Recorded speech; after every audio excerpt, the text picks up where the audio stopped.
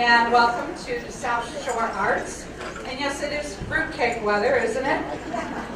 Definitely. I'm Trish Hernandez, Director of Marketing and Development.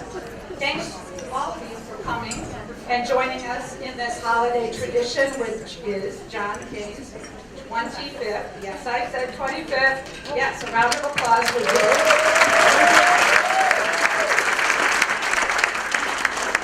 That can certainly be labeled a tradition. So for some fun perspective, 25 years ago, 1994, it started with John reading A Christmas Memory by Truman Capote. So that was 8,766 days ago. John had hair. Not much. I've never done that to you in all these 14 years, but I had to do it today. The Lion King came out, so did Forrest Gump. Sony PlayStation was released first. Transformers were the hottest Christmas gift, and I remember that. The Friends TV show began. The top song was I'll Make Love to You by Boys to Men. The internet got really wild because Yahoo and Amazon were founded in 1994. So all of a sudden you could send messages 2,000 miles away and you would never buy books the same again. The Dow Jones was at 3,835, gas was $1.11, and it was 64 degrees on November 13th, 1994, when John began his holiday reading. So John's presentation today with his very special guest, Jim West, is his favorite. It's A Christmas Memory by Truman Capote. Special thanks to our sponsors every year, and sitting right in front of me, of course, Vanish Salon and Day Spa, with Liz and Chris and Olga. And now for our 10th year, we have Community Healthcare System as well, Frankie Fesco. I also want to, oh yeah, we'll take it. I'd also like to thank Chef Joe and Trauma Catering for donating that wonderful wine that we had in the gallery ahead of time. So I hope you had a chance to enjoy the gallery exhibit. It's the first of two parts. It's called Urban Legends. It's curated by Ish Muhammad, and it showcases artists bringing new life to old places. This Friday, you can all come back. We're having an artist reception from 6 to 9. It'll be a party here. It's here through January 29th. The second part is Urban Legends exhibit. It's called Urban Ruins Haunts. It opens February 8th, and it's curated by John. So this features guerrilla photographers capturing very haunting and beautiful architectural ruins, and a lot of them just before they're going to be repurposed. So you want to watch for our 45th annual Junior Senior High School show. That is in April. And of course, you know I have to mention the ball. That is Friday, June 7th. The symphony, since we do have lots, we're holiday organizations for sure. The Women's Association, the Festival of Trees, November 28th. The Children's Holiday Breakfast, this is new, it's on December 8th. It has an instrument zoo, and it will have Santa Claus too. The Youth Orchestra has their winter performance on December 2nd at Morton High School. And certainly the Symphony's Holiday Pops concert. The first one is Thursday, the 13th, at Mombeck Auditorium in Highland. The second one, December 14th, at the auditorium at Valparaiso High School. We ask you to follow the music. This is an incredible concert, and it won't be any different this year, just in a couple of different places. So you can get your tickets online or talk to Nancy. We're really proud, both organizations, I have to say, of our big double-digit traditions. Check us out. Both of our websites are very interactive. So before we start, a couple of thank yous. One, where's Judith? Judith Mayer, where are you? There she is. Judith, and Judith Mayer Creative. So along with all the other wonderful design Judith does for us and the branding work she does for South Shore Arts, for 18 years she's also done John's reading invitation. And they're always very cool. Thank you, Judith. Also, more thanks to our raffle sponsors, Josh and Ashley Halpern of Albert's Diamond Jewelers, Jeff Strack, Strachan Van Til, the Downtown Hammond Council, Karen Ramundo, and It's Just Serendipity, and El Taco Real.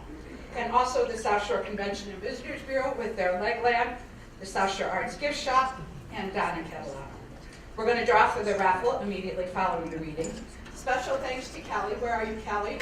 Right here. Okay. She designed and made these original holiday trees. Remember the boop, boop, boop, you're a nut, or, kiss so-and-so. So anyway, she did those. You can take the trees, whoever wants to take them. You can take the little Christmas balls, just leave them here, okay? So thanks to Kelly and Leona also for putting those together. And the wonderful South Shore staff. They've really helped put this day together.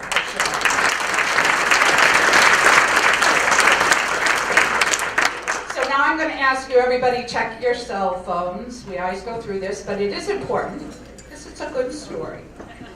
Right? Well, yeah. Yeah. That's why I've read it 3 times. Okay.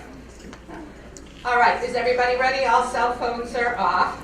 So sit back and relax, and of course, it is my pleasure to introduce John Cain and Jim West.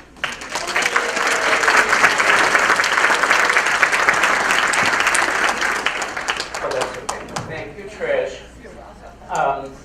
So yeah, 25 years. I was 25 years younger, and I had more hair and more energy at that time. Many of you were here, I believe. I would ask you to stand if you were here, but we'll be here till 3:30, waiting for you all to get up and get back down again. So I think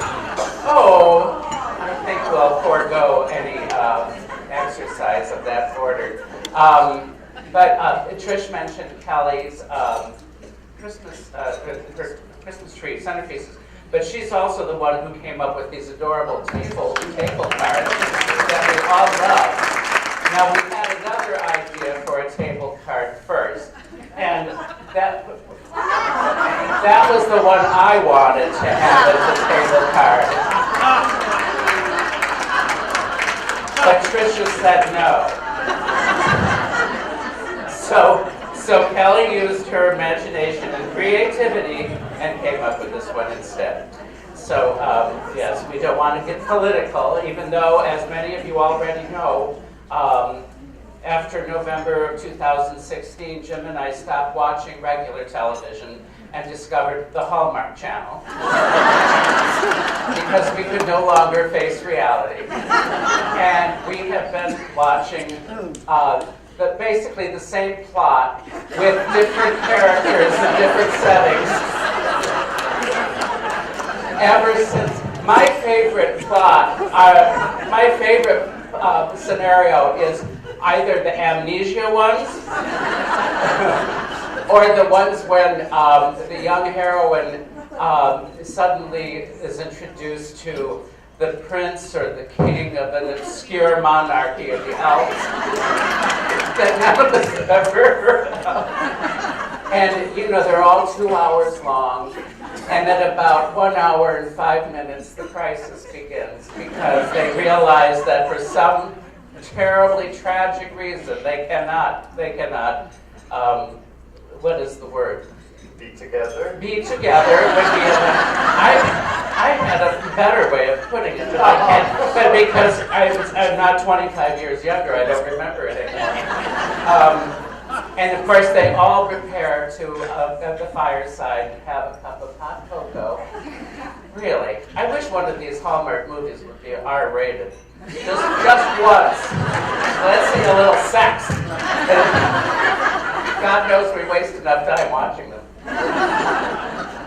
Anyway, but speaking of not politics, but something important, I want to show you a picture of, not her, well, it's all right, because, so a word about our menu. The Hellman's mayonnaise chicken that you had today, while it might corrode your arteries, I find it delicious myself, but the mayonnaise and cheese are my 2 favorite, food groups. I understand that my Aunt Rhea and my friend Jean Albano did I not. didn't tell. I did not tell. They can't wait to get to Dairy Queen afterwards. But I especially wanted to have the green bean casserole because this lady on the screen, Dorcas Riley, died at the age of 92 last month, and she was the inventor of the green bean casserole. I know! Thank goodness for Dorcas. What other things do we want to say that are ridiculous? What's the other picture? Micah, put up the other picture. These are just things I want to share with you. So yesterday, Mrs. Obama was at Whitney Young High School in Chicago, and that's where my little cousin, she's really my second cousin, Tyler, she's the one excited. And she's on the front page of the Chicago Tribune today. I think that is so cool. And his parents are here, along with my unappreciative aunt, who has higher standards for cuisine than I selected. What else? Oh, so Jim and I are excited, speaking of Hallmark, Jim and I are excited this Christmas we have the new Balsam Hill Christmas tree that we're going to We bought it on sale after Christmas last year.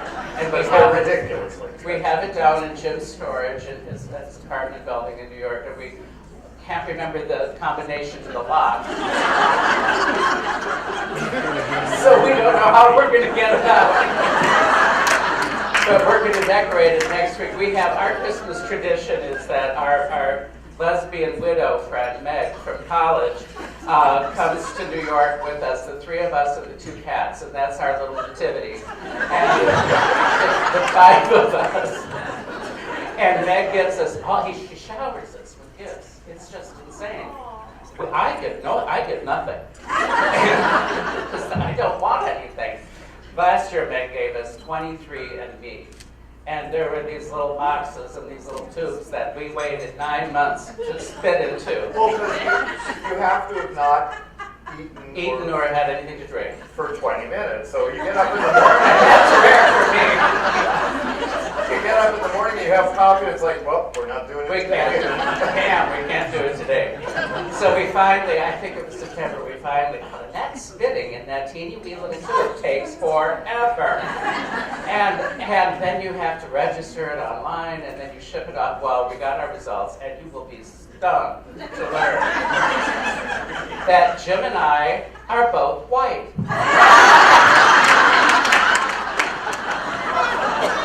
Jim is 100% white, while I am a mere 99.9999998% white. My other, I apparently have a 0.01%, is that what it was? Native American, believe it or not. And then the other 0.01% was other. They could not determine what it was. Oh, I want to do one other special shout out, and then we will start rating. Oh, and the two special outs. 25 years ago, I would have remembered the term. It was shout out that I meant to say. Anyway, I want to thank Phil Patempa and Eloise Valdez for writing wonderful stories about the reading in the papers.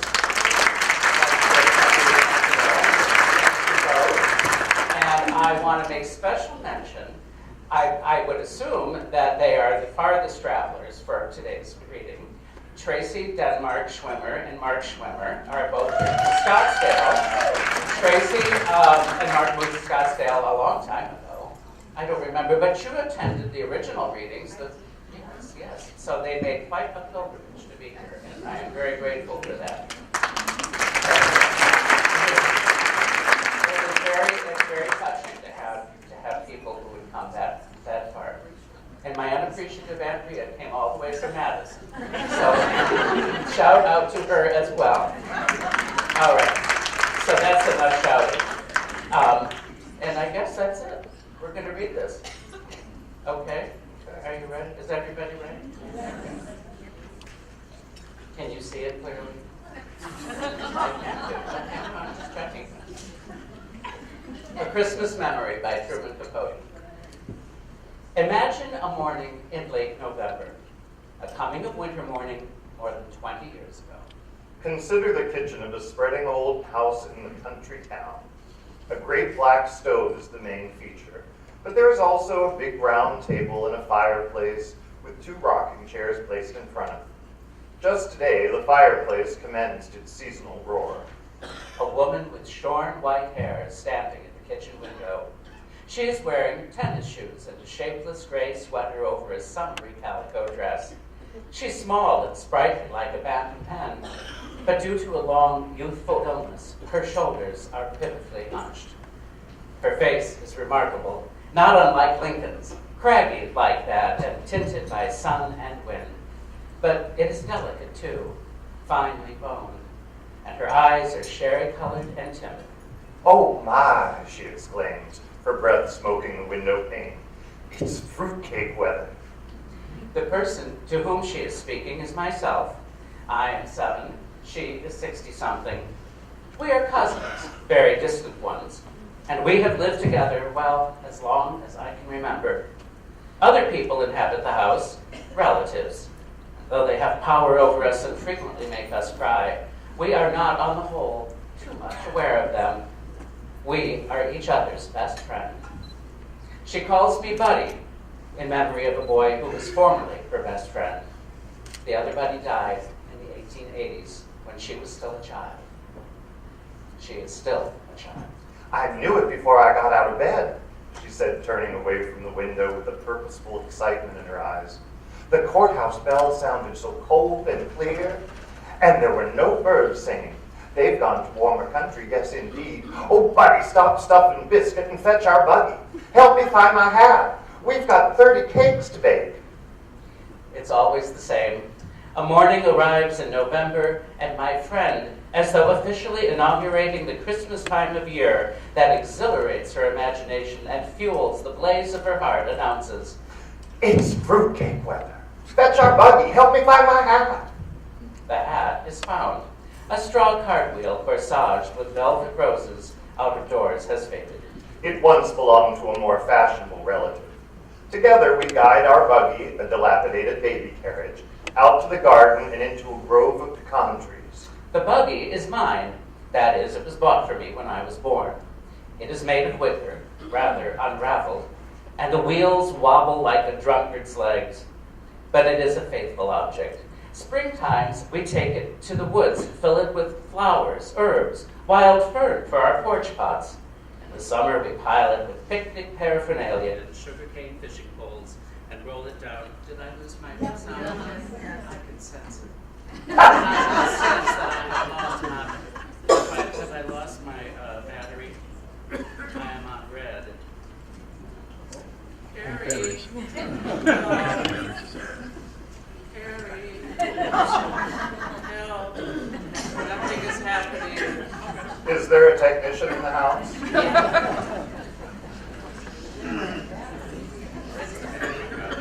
It's always the same. A morning arrives in late November, and the battery dies in my speaker bag. Oh my, I exclaim. Where the hell is somebody to help me? Richard. Here he is, the man of the hour. I was being so touchy,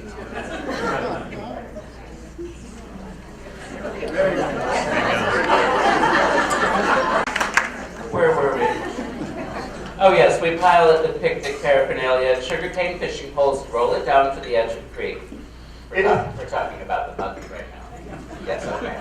It has its winter uses too, as a truck for hauling firewood from the yard to the kitchen, as a warm bed for Queenie, our tough little orange and white rat terrier, who has survived distemper and 2 rattlesnake bites. Queenie is trotting beside it now. 3 hours later, we are back in the kitchen, hauling a heaping buggy load of windfall pecans. Our backs hurt from gathering them. How hard they were to find. The main crop having been shaken off the trees and sold by the orchard's owners, who are not us. Among the concealing leaves, the frosted, deceiving grass. Crackle! A cheery crunch, scraps of miniature thunder sound as the shells collapse of the golden mound of sweet, oily ivory meat mounts in the milk glass bowl. Queenie begs to taste, and now and again my friend sneaks her a mite, though insisting we deprive ourselves. We mustn't, buddy. If we start, we won't stop, and there's scarcely enough as there is for 30 cakes. The kitchen is growing dark. Dusk turns the window into a mirror. Her reflections mingle with the rising moon as we work by the fireside in the firelight. At last, when the moon is quite high, we toss the final hull into the fire, and with joined sighs watch it catch flame. The buggy is empty. The bowl is brimful. We eat our supper, cold biscuits, bacon, blackberry jam, and discuss tomorrow. Tomorrow, the kind of work I like best begins. Buying.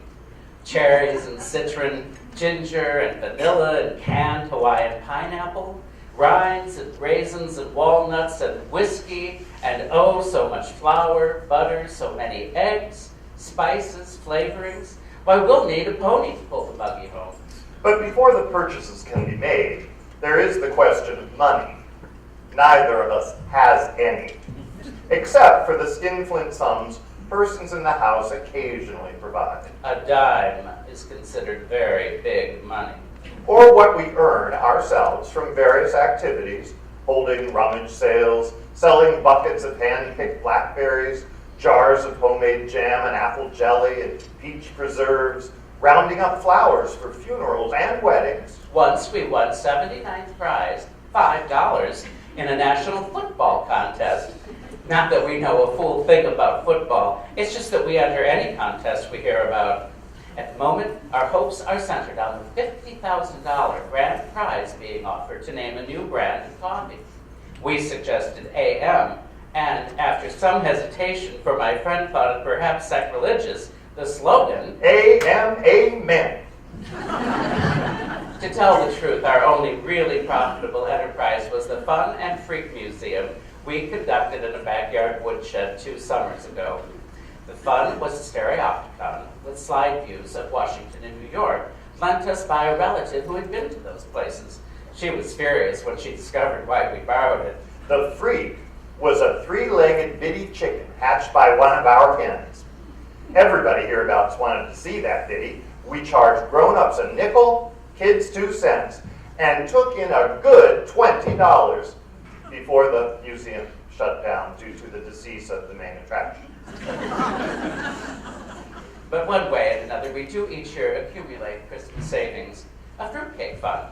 These monies we keep hidden in an ancient bead purse, under a loose board, under the floor, under a chamber pot, under my friend's bed. The purse is seldom removed from this safe location except to make a deposit, or, as happens every Saturday, a withdrawal. For on Saturdays, I'm allowed 10 cents to go to the picture show.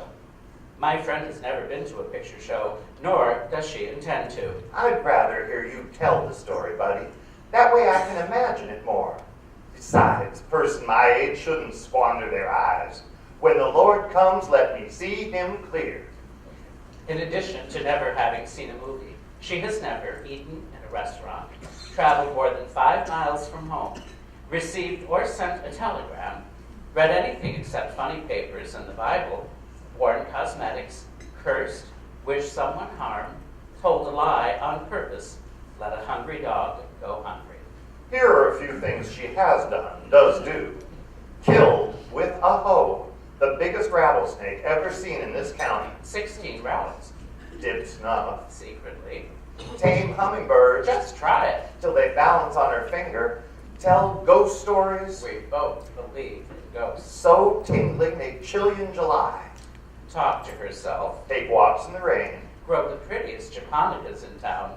Know the recipe for every sort of old-time Indian cure, including a magical wart remover. Now, with supper finished, we retire to the room in a faraway part of the house where my friend sleeps in a scrap quilt-covered iron bed, painted rose pink, her favorite color. Silently, wallowing in the pleasures of conspiracy, we take the bead purse from its secret place and spill its contents on the scrap quilt. Dollar bills tightly rolled and green as maybuds. Somber 50-cent pieces heavy enough to weight a dead man's eyes. Lovely dimes, the liveliest coin. the one that really jingles. Nickels and quarters worn smooth as creek pebbles. But mostly a hateful heap of bitter-odored pennies. Last summer, others in the house contracted to pay us a penny for every 25 flies we killed. Oh, the carnage of August. The flies that flew to heaven. Yet it was not work in which we took pride. And as we sit counting pennies, it is as though we were back tabulating dead flies. Neither of us has a head for figures. We count slowly, lose track, start again. According to her calculations, we have $12.73. According to mine, exactly $13. I do hope you're wrong, buddy. We can't mess around with 13. But the cakes will fall. Or put somebody in the cemetery. Why, I wouldn't dream of getting out of bed on the 13th. This is true. She always spends 13ths in bed. So to be on the safe side, we subtract a penny and toss it out the window. Of the ingredients that go into our fruit cakes, whiskey is the most expensive, as well as the hardest to obtain. State law forbids its sale. But everybody knows you can buy a bottle from Mr. Ha Ha Jones. And the next day, having completed our more prosaic shopping, we set out for Mr. Ha Ha's business address. A sinful, to quote public opinion, fish fry and dancing cafe down by the river. We have been there before, and on the same errand. But in previous years, our dealings have been with Ha-Ha's wife, an iodine dark Indian woman with brassy, peroxided hair and a dead tired disposition. Actually, we've never laid eyes on her husband, though we've heard that he's an Indian too, a giant with razor scars across his cheeks. They call him Ha-Ha because he's so gloomy, a man who never laughs. As we approach his cafe, a large log cabin festooned inside and out with chains of garish, gay, naked light bulbs, and standing by the river's muddy edge under the shade of river trees, where moss drifts through the branches like gray mist, our steps slow down. Even Queenie stops prancing and sticks close by. People have been murdered in Ha-Ha's cafe, cut to pieces, hit on the head.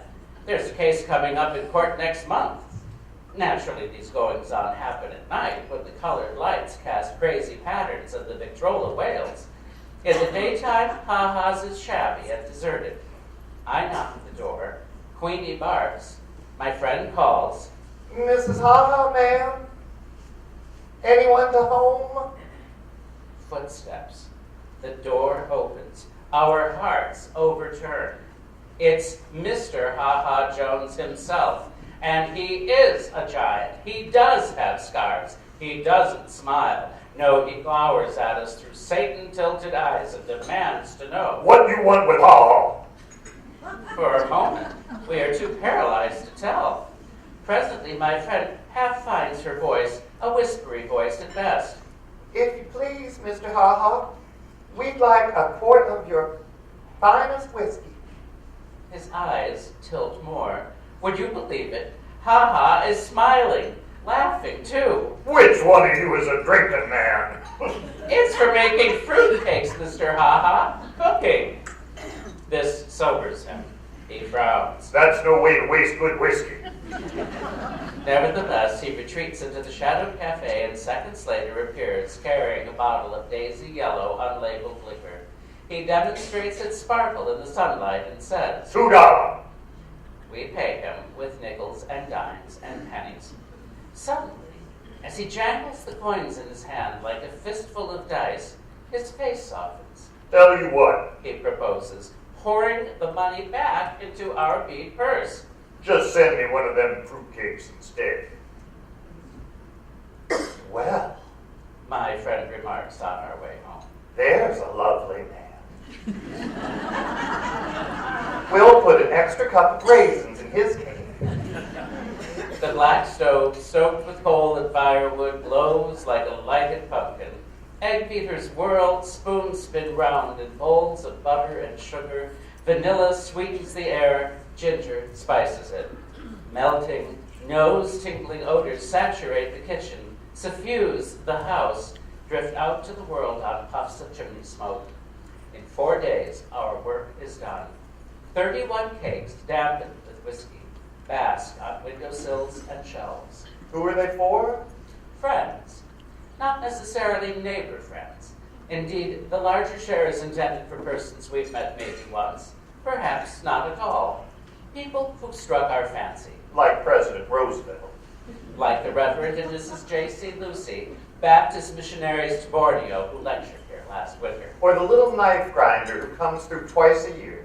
Or Abner Packer, the driver of the 6 o'clock bus from Mobile, who exchanges waves with us every day as he passes in a dust cloud whoosh.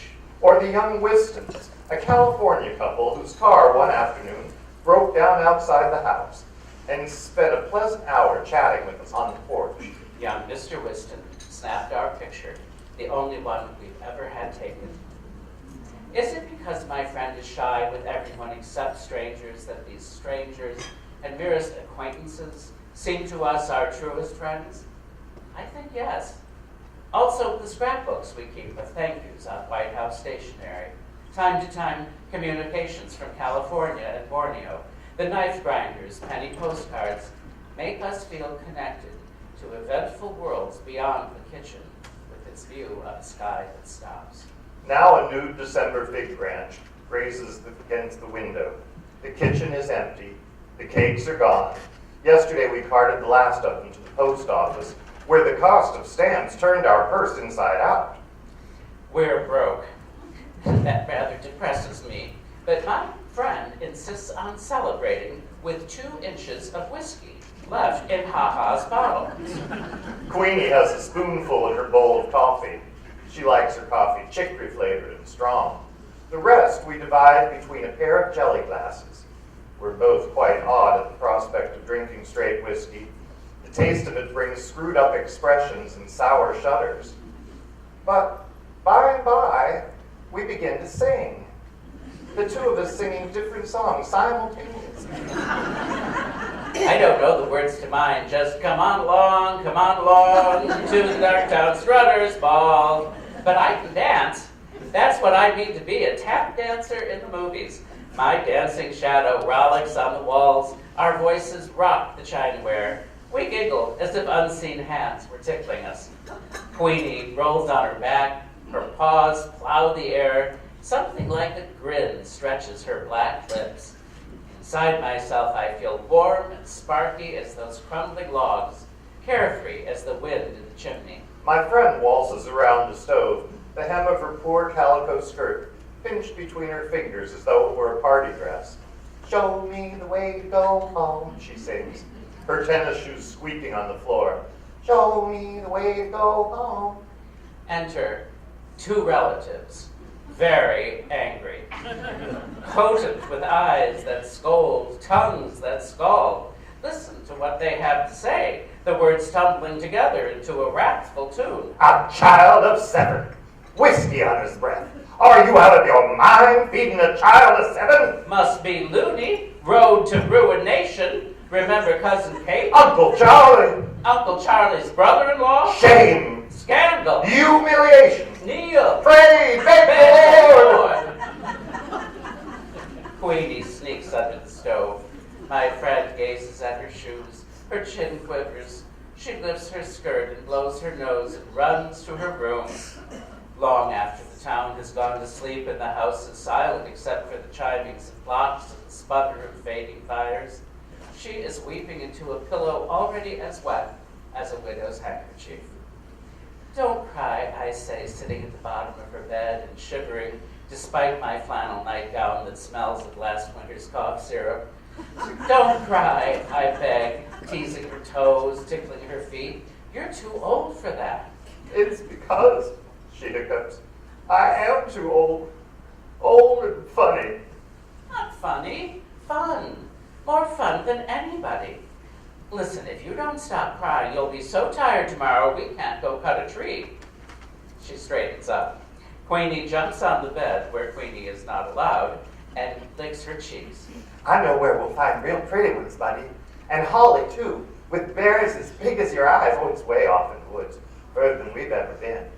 Papa used to bring us Christmas trees from there, carry them on his shoulder. That was 50 years ago. Well, now, I can't wait for morning. Morning. Frozen rime blusters the grass. The sun, round as an orange and orange as hot weather moons, balances on the horizon, burnishes the silver winter woods. A wild turkey calls. A renegade hog grunts at the undergrowth. Soon, by the edge of knee-deep, rapid running water, we have to abandon the buggy. Queenie wades the stream first, paddles across, barking complaints at the swiftness of the current, the pneumonia-making coldness of it. We follow, holding our shoes and equipment, a hatchet and a burlap sack, above our heads. A mile more of chastising thorns, burrs and briars that catch at your clothes, of rusty pine needles brilliant with gaudy fungus and molted feathers. Here and there a flash, a flutter and ecstasy of shrillings remind us that not all the birds have flown south. Always, the path unwinds through lemony sun pools and pitch-black vine tunnels. Another creek to cross. A disturbed armada of speckled trout froths the water round us, and frogs the size of plates practice belly flops. Beaver workmen are building a dam. On the farther shore, Queenie shakes herself and trembles. My friend shivers too, not with cold, but enthusiasm. One of her hat's ragged roses sheds a petal as she lifts her head and inhales the pine-heavy air. We're almost there. Can you smell it, buddy? She says, as though we were approaching an ocean. And indeed, it is a kind of ocean. Scented acres of holiday trees, prickly-leafed holly. Red berries shiny as Chinese bells. Black crows swoop upon them, screaming. Having stuffed our burlap sacks with enough greenery and crimson to garland a dozen windows, we set about choosing a tree. It should be Muses my friend. twice as tall as a boy, so a boy can't steal the star. The one we picked is twice as tall as me. A brave, handsome brute that survives 30 hatchet strokes before it keels with a creaking, rending cry. Lugging it like a kill, we commence the long trek out. Every few yards we abandon the struggle, sit down and pant. But we have the strength of triumphant huntsmen. That and the tree's virile, icy perfume revive us. Go to song. Many compliments accompany our sunset return along the red clay road to town. But my friend is sly and non-committal when passers-by praise the treasure perched in our buggy. What a fine tree, and where did it come from? Yonder ways. She murmurs vaguely. Once a car stops and the rich mill owner's lazy wife leans out and whines. Give you 2 bits cash for that old tree. Ordinarily, my friend is afraid of saying no, but on this occasion, she promptly shakes her head. We wouldn't take $1.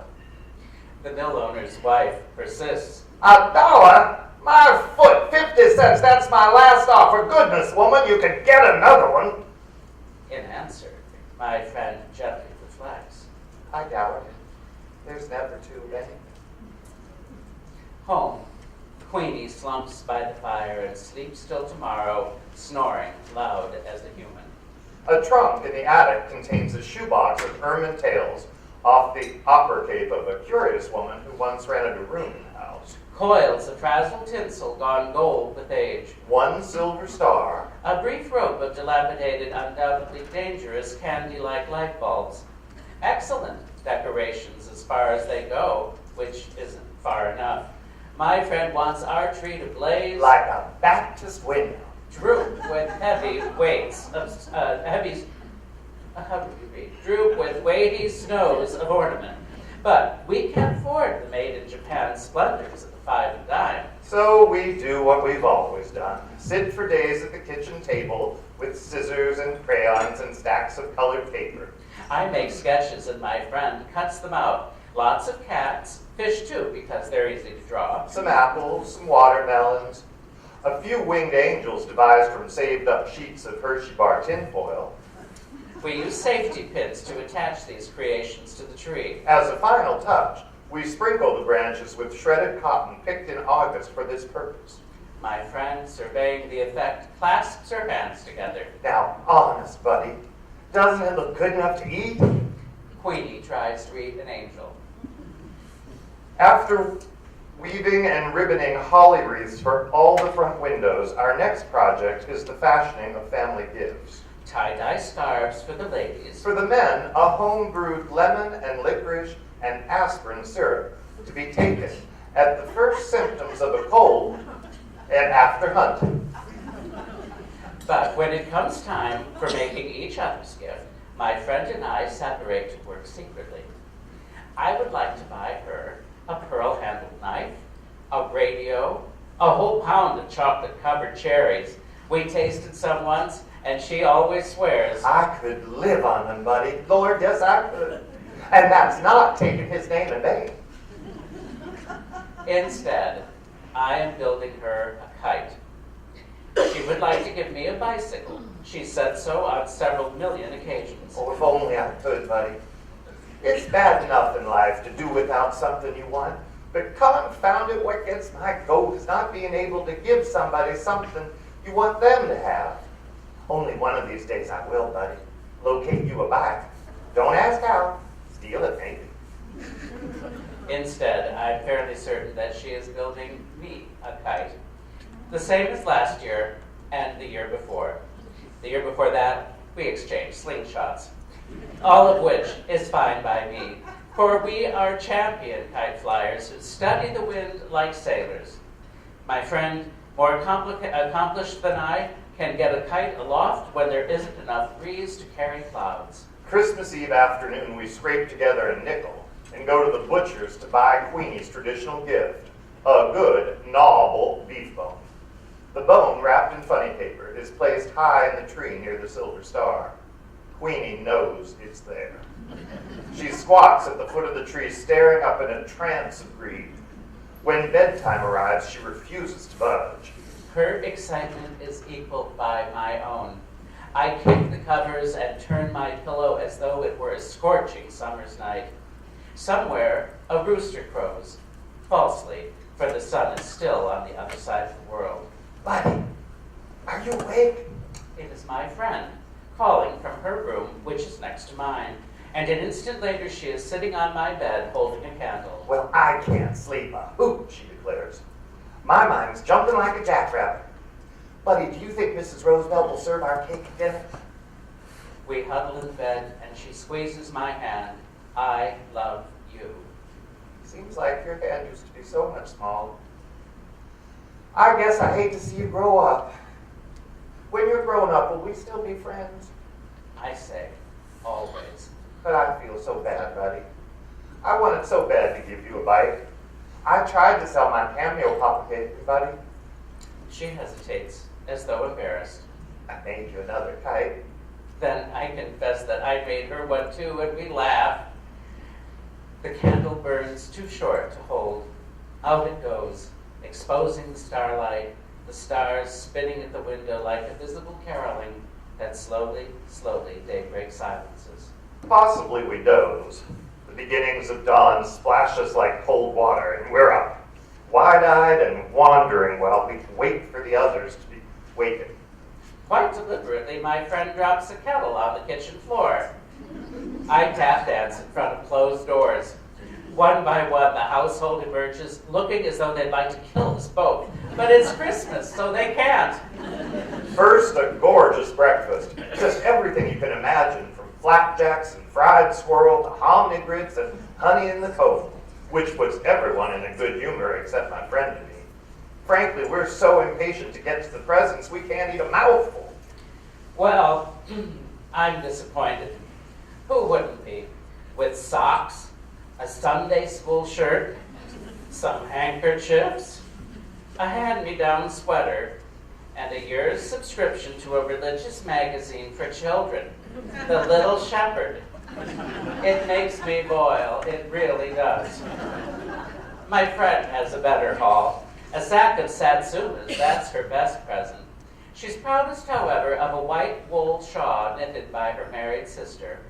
But she says her favorite gift is the kite I built her, and it is very beautiful, though not as beautiful as the one she made me, which is blue and scattered with gold and green good conduct stars. Moreover, my name is painted on it. Buddy. Buddy, the wind is blowing. The wind is blowing, and nothing will do till we run to a pasture below the house where Queenie has scooted to bury her bone, and where, a winter hence, Queenie will be buried too. There, plunging through the healthy waist-high grass, we unreel our kites, feel them twitching at the string like skyfish as they swim into the wind. Satisfied and sun-warmed, we sprawl in the grass and peel satsumas and watch our kites cavort. Soon I forget the socks and hand-me-down sweater. I'm as happy as if we'd already won the $50,000 grand prize in that coffee naming contest. My, how foolish I am. My friend cries, suddenly alert, like a woman remembering too late she has biscuits in the oven. You know what I've always thought? She asks in a tone of discovery, and not smiling at me, but a point beyond. I've always thought a body would have to be sick and dying before they saw the Lord. And I imagined that when he came, it would be like looking at the Baptist window. Pretty as colored glass with the sun pouring through, such a shine you don't know it's getting dark. And it's been a comfort to think of that shine, taking away all the spooky feeling. But I'll wager it never happens. I'll wager at the very end a body realizes the Lord has already shown himself. That things, as they are. Her hand circles in a gesture that gathers clouds and kites and grass, and Queenie pawing earth over her bone. Just what they've always seen. That was seeing him. As for me, I could leave the world with today in my eyes. This is our last Christmas together. Life separates us. Those who know best decide that I belong in a military school.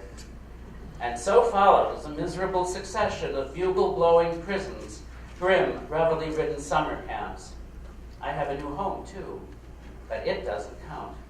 Home is where my friend is, and there I never go. And there she remains, puttering around the kitchen, alone with Queenie, then alone. Buddy, dear, She writes in her wild, hard-to-read script. Yesterday, Jim Macy's horse kicked Queenie bad out. Be thankful she didn't feel much. I wrapped her in a fine linen sheet and rode her in the buggy down to Simpson's pasture where she could be with all her bones. For a few Novembers, she continues to bake her fruitcakes single-handed. Not as many, but some. And of course, she always sends me. The best of the batch. Also, in every letter, she encloses a dime wadded in toilet paper. See a picture showing right in the story. But gradually in her letters, she tends to confuse me with her other friend, the buddy who died in the 1880s. More and more, 13ths are not the only days she stays in bed. A morning arrives in November, a leafless, birdless coming of winter morning, when she cannot rouse herself to exclaim. Oh my, it's fruitcake weather. And when that happens, I know it. A message saying so merely confirms a piece of news some secret vein had already received, severing from me an irreplaceable part of myself, letting it loose like a kite on a broken string. That is why, walking across a school campus on this particular December morning, I keep searching the sky as if I expected to see, rather like hearts, a lost pair of kites hurrying toward heaven.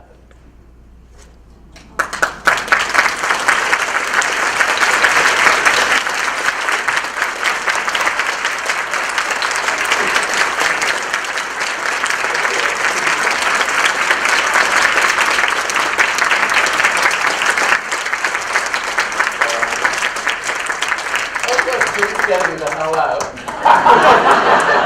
You can go. I just wanted to say quickly that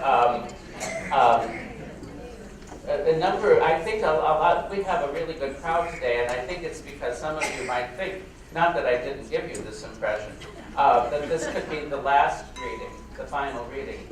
And, well, last year I announced that it was the second to the last. So that might have given you a clue that this was the last. But this time I didn't say that because reason to actually use my health insurance in the last year, so now I understand the value of having such a thing. So I'm going to keep working and keep reading for the foreseeable future.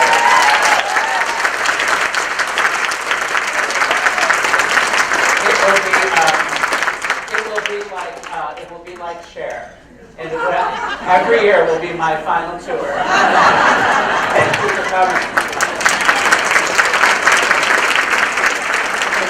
Thank you, John and Jim, for a wonderful job.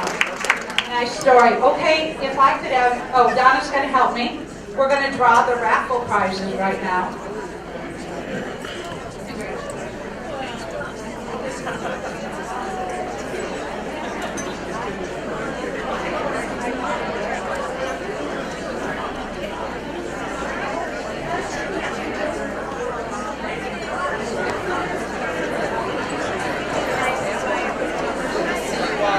Okay, are you ready? Do you want to draw?